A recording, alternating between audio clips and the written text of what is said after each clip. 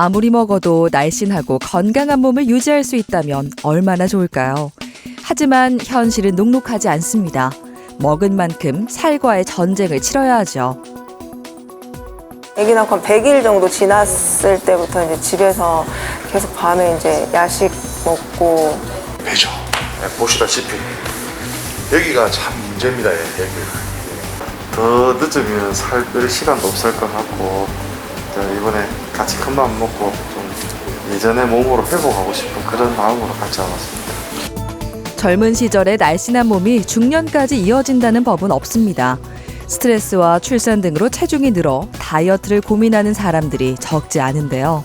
무턱대고 살을 빼기보다는 체질을 개선하는 해독 다이어트로 건강과 면역을 챙겨야 합니다. 환자의 상태에 맞는 치료로 건강한 변화를 이끄는 한의사 손인석 원장. 환자의 고민에 집중해 새로운 삶을 선물하는 한의사 조은숙 원장.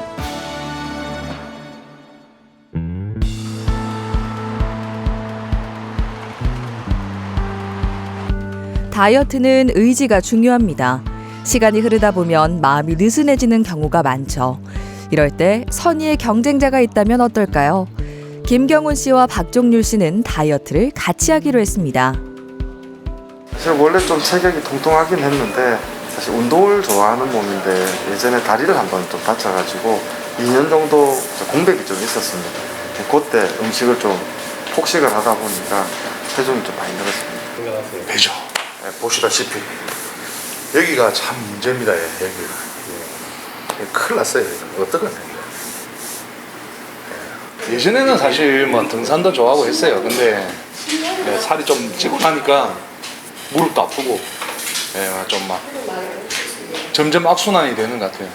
몸이 안 좋아지고 또 스트레스 받으면 또 먹고 또 먹으면 자고 잠 오거든요. 계속 악순환이 되고 있는 것 같아요. 그 악순환의 고리를 이번에 좀 끊고 싶은 거죠. 두 사람은 중학생 때부터 인연을 이어오고 있습니다. 어릴 적에는 체중에 크게 신경 쓰지 않았지만 나이를 먹고 직장 생활을 하다 보니 상황이 달라졌습니다. 스트레스로 인한 과식과 폭식으로 체중이 걷잡을 수 없이 늘어나고 말았습니다. 김경훈 씨의 경우에는 매일 과음을 하기도 했는데요.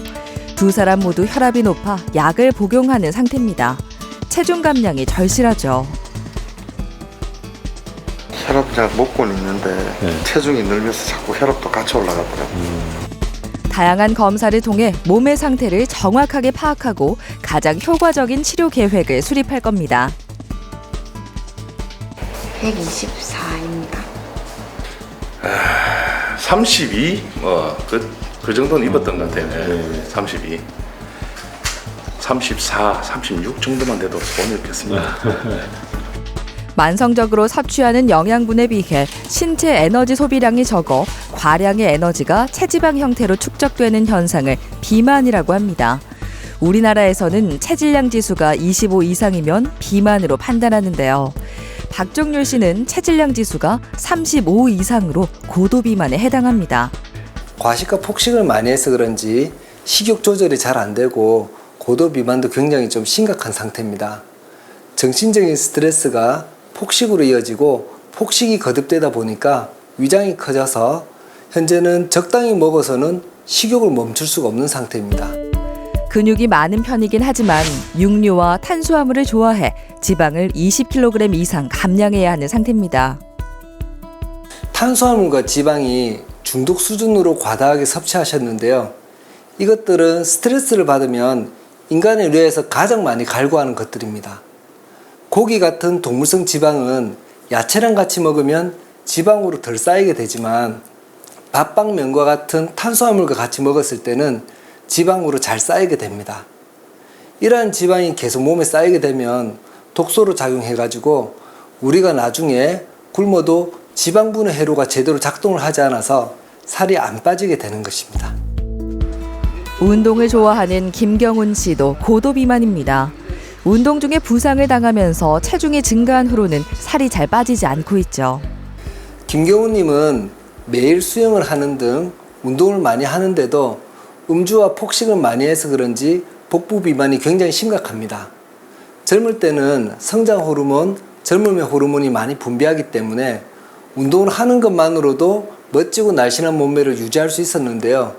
그런데 중년이 되면서 운동만으로는 비만을 피하기가 어렵습니다. 왜냐하면 젊을 때보다 성장 호르몬 분비가 줄여서 신체 장기가 노화가 되고 근육도 줄고 신체 대사가 급격히 떨어지기 때문인데요. 섭취한 당들이 젊을 때보다 에너지로는 소모가 잘 안 되기 때문에 지방으로 쉽게 축적이 잘 됩니다. 현재 복부 둘레는 114cm, 내장 지방이 많아 20kg 이상 감량해야 합니다. 박준현 선생님에 비해서는 좀 덜하지만 그래도 쌤은 보통 남자로 봤을 때는 복부 쪽에 좀 지방이 좀 많은 편입니다. 올챙이처럼 배가 지금 조금 나왔고 지금 보니까 그래도 전체적으로 근육이 좀 많아서 밸런스는 좀 많이 좋아 보입니다. 식욕을 조절해주는 위 축소 치료를 시작으로 다이어트를 진행할 두 사람. 함께 도전하는 만큼 치료 의지가 샘솟습니다. 적게 먹으면서 운동을 하면 몸이 아프기 때문에 과도한 운동은 오히려 다이어트에 방해가 됩니다. 운동을 너무 많이 하면 체력 소모가 많기 때문에 식욕도 같이 올라가게 되는데요. 살을 빼려면 식욕도 다스려줘야 하기 때문에 운동보다는 식습관을 개선해서 식욕을 잘 다스리는 데 집중하시도록 도와드릴 예정입니다.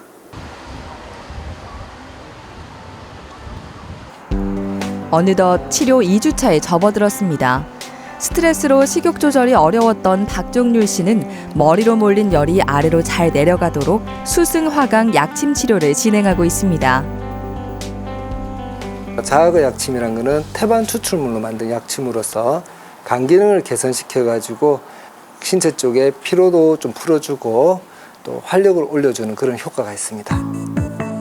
머리를 맑게 하고 긴장을 풀어주는 침 치료도 이어가는데요. 스트레스 때문에 항상 몸이 무겁고 불면증까지 있었던 만큼 체내에 축적된 오랜 문제들을 해결해줘야 체중도 잘 감량할 수 있습니다. 스트레스가 결국 정신적인 독소인 것이죠. 스트레스를 계속 많이 받다 보니까 목하고 어깨 근육이 상당히 많이 굳어 있어요. 우리가 백회라는 부위에 침을 놨고요. 근육이 많이 굳으면 이제 혈액순환이 잘 안 되기 때문에 근육을 풀어주기 위해서 이게 이제 약침을 놓고 이제 침 치료를 한 겁니다. 금진호객 사혈요법도 진행합니다. 혀 뒤쪽에 혈관색이 어둡고 굵게 튀어나왔다면 스트레스를 오랫동안 받아왔다는 뜻입니다. 머리로 올라가는 혈관이 피를 더 잘 보내기 위해 굵어지고 뇌 쪽으로는 산소 소모가 많아 피의 색이 탁해진 것이죠. 이럴 때 혀 밑에 정맥을 찔러 어혈을 빼주면 전신의 혈액순환이 개선돼 스트레스로 인한 피로감과 상열감, 불면증이 함께 좋아질 수 있습니다. 김경훈 씨는 과음과 과식으로 체내에 쌓인 독소를 제거해줘야 합니다. 약침으로 위장을 편안하게 만들고 간 기능을 개선해 만성 피로를 풀어줍니다. 위장과 간의 기혈순환이 잘 되도록 복부에 침도 놓아주죠. 주독이 쌓이면 땀을 내 치료해야 하는데요. 온열돔으로 심부 체온을 올려 땀과 독소를 배출해줍니다. 우리가 술을 마시거나 탄수화물 섭취가 많아질 때 우리 몸에는 독소가 쌓이게 됩니다. 특히 간에 많이 쌓이게 되는데요. 간은 알코올을 분해하고 섭취한 탄수화물을 포도당으로 만드는 역할을 하기 때문에 술을 많이 먹거나 탄수화물 섭취를 많이 하면 그만큼 간을 혹사하게 됩니다. 그래서 간에 지방도 많이 끼고 염증도 생기게 되는데요. 김경훈 선생님은 할머니와 어머니가 간이 안 좋으셨다고 합니다. 즉 유전적으로 간질환이 생길 확률이 높으신 분이죠. 그럼에도 불구하고 과도한 음주와 과식을 하셨기 때문에 간에 문제가 생길 수 있어서 간 위주로 치료를 했습니다. 김경훈 씨는 매일 운동을 하며 다이어트에 적극적으로 임하고 있습니다. 평일에는 실내 수영과 조깅을, 주말에는 동호회 회원들과 바다 수영을 즐기고 있죠. 다들 뭐 수영을 좋아하고 달리기를 좋아하는 그런 사람들끼리 모여가지고 뭐 하루 시작하는데 되게 활력이 많이 되고 있습니다. 이렇게 운동하신 지는 얼마나 되셨어요? 지금 바다 수영 시작한 지는 한 10년 정도 됐습니다. 아, 오래 하셨네요. 그래도 한번 빠지고 나니까 벗어날 수가 없습니다. 오랫동안 이어온 취미 생활이 다이어트를 시작한 후로는 이전과 다른 느낌을 불러일으킨다고 하는데요. 움직이기가 좀 더 편하고 활력도 얻고 있습니다. 그 모습을 가장 가까운 곳에서 지켜보는 가족도 기분이 남다를 수밖에 없죠. 저희 가족 식사 중에 이제 냄새가 나니까 일찍 올 때는 방 안에서 문을 빼꼼히 열고 쳐다보는데 참 그거 보니까 우습기도 하고 불쌍하기도 하고 석 달 과정인데 석 달 후에는 뭐 좀 이제 20kg 넘게 안 빠지겠습니까?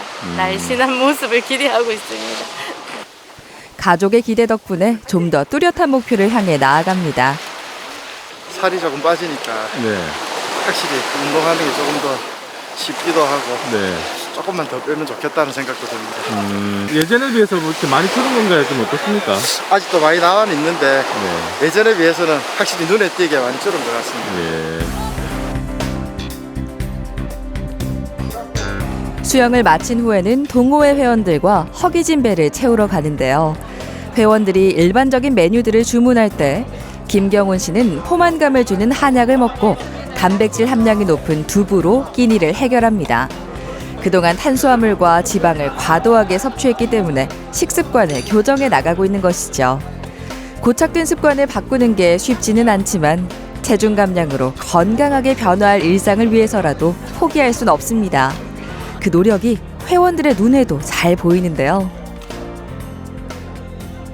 술, 안주 다 엄청나게 먹었는데 요즘은 완전 사람이 변했어요. 건강을 위해서 다이어트 부지런하고 성공하기를 바라겠습니다. 파이팅!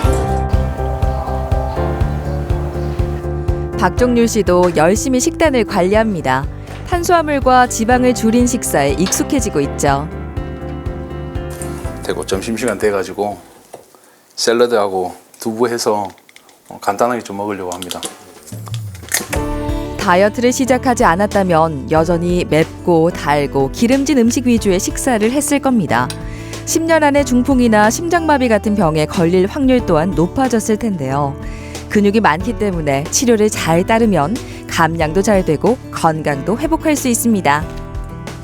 예전에는 모든 식사를 육류 위주로 했거든요. 풀은 진짜 쳐다도 안 봤는데 그동안 멀리 해왔던 채소 위주의 식단 생각보다 나쁘지 않습니다. 식사 후에는 등산을 하러 나왔는데요. 누구나 쉽게 접할 수 있는 데다 칼로리 소모가 높아 다이어트에 제격입니다. 이렇게 자연 속에서 땀이 나는 운동을 하면 행복 호르몬인 세로토닌 분비가 증가해 스트레스 해소에도 큰 도움이 됩니다. 산에 올 일이 없었어요. 네, 술 마시고 뭐 일하고 지쳐 있었는데 원장님께서도 그러셨어요. 근력 운동보다는 이렇게 뛰긴 아직 무리니까 걷는 거 위주로 운동하라고 하셔서 즐겁게 하고 있습니다. 네. 노력에 즐거운 마음까지 더해지니 앞으로의 변화가 기대됩니다. 나이가 들수록 살을 빼기가 더 어렵기 때문에 하루라도 더 빨리 다이어트를 시작해야 합니다. 당연히 건강이 목적이기 때문에 운동은 꼭 하셔야 되고요. 탄수화물, 지방, 단백질 골고루 섭취해야 건강이 안 나빠집니다. 또 좋은 거 챙겨 먹는 것도 중요하지만 나쁜 것 안 먹는 게 더 중요합니다. 다이어트 한다고 무턱대고 식사량을 줄이다가 병을 얻는 경우도 많이 보는데요. 몸을 도와가면서 다이어트를 해야 성공적인 다이어트가 됩니다.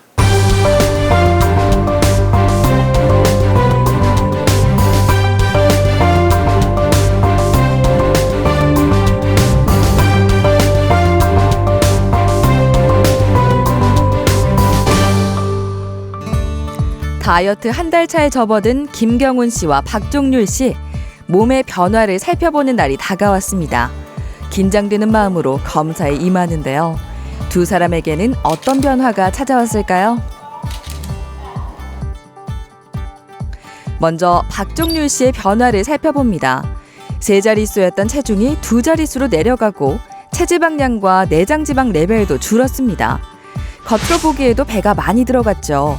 턱선도 생겼습니다. 검사했을 때 혈압약을 드시고 계시는데도 불구하고 선생님 혈압이 그때가 170에 111 정도 나왔었거든요. 오늘 혈압 재니까 120에 80 정도로. 네. 이제는 그때는 혈압약을 먹어도 혈압이 조절이 좀 잘 안 됐었어요. 체중 좀 빼고 나니까 혈압도 이제 정상 혈압으로 돌아왔고, 이제 또 감량을 좀 더 하셔가지고 혈압약도 점점 줄이셔야 될 겁니다. 예.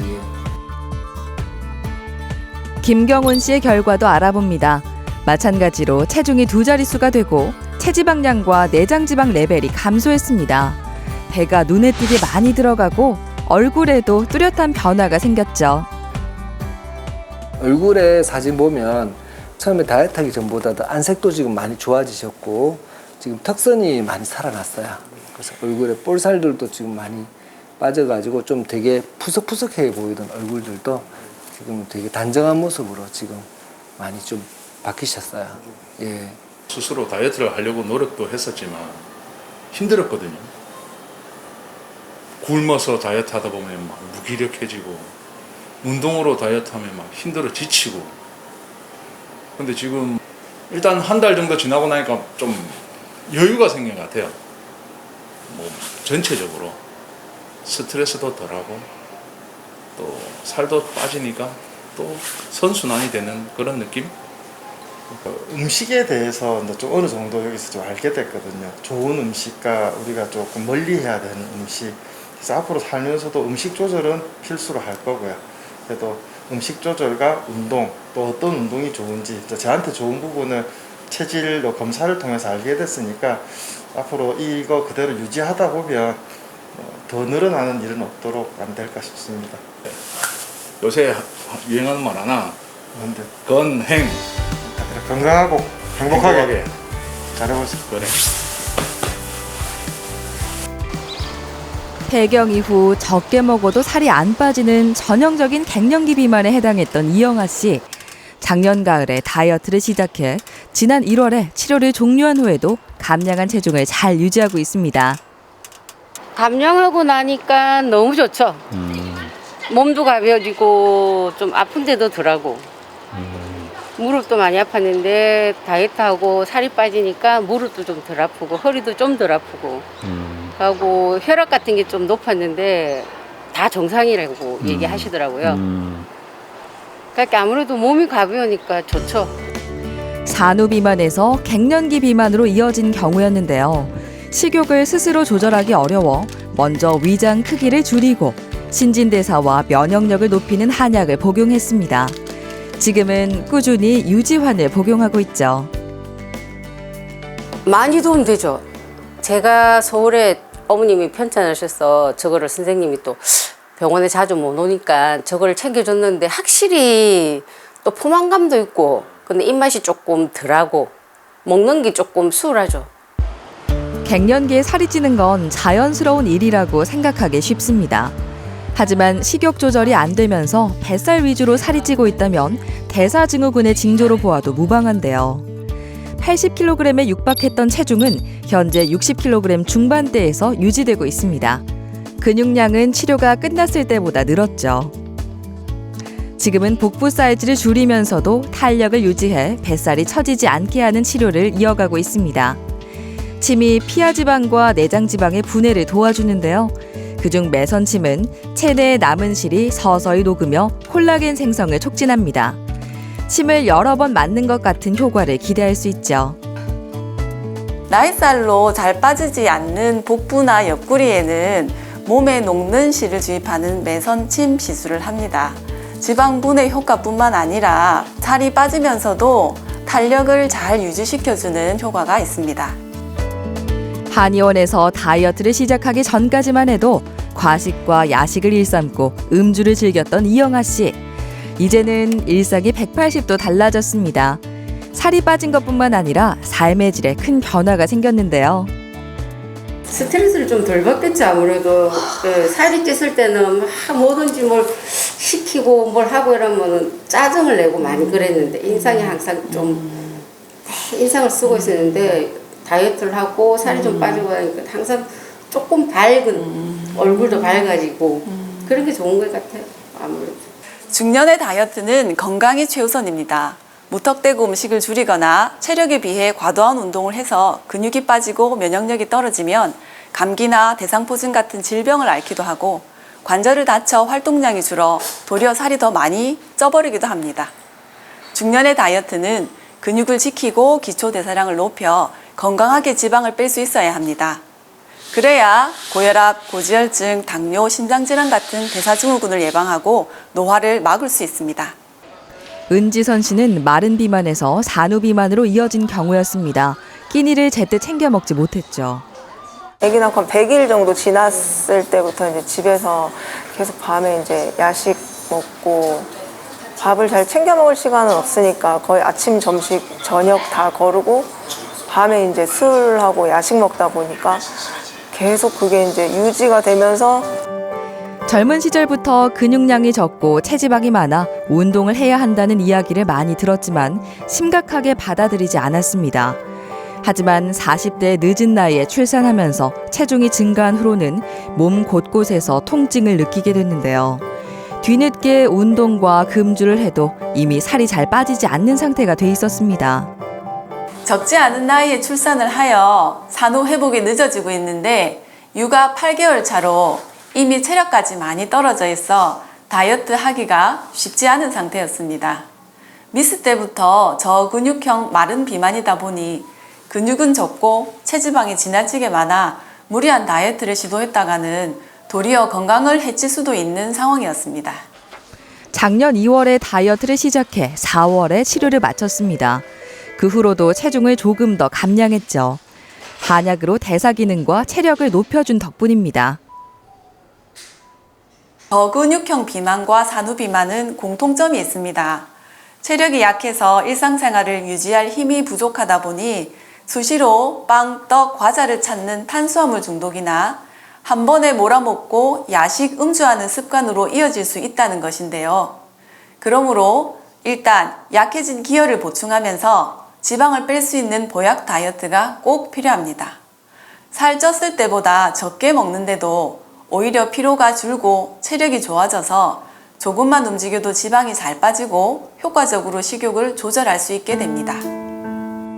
근 손실 없이 체지방 위주로 감량하기 위해서는 규칙적인 식사가 중요합니다. 또한 양질의 단백질과 신선한 채소를 충분히 섭취해야 하죠.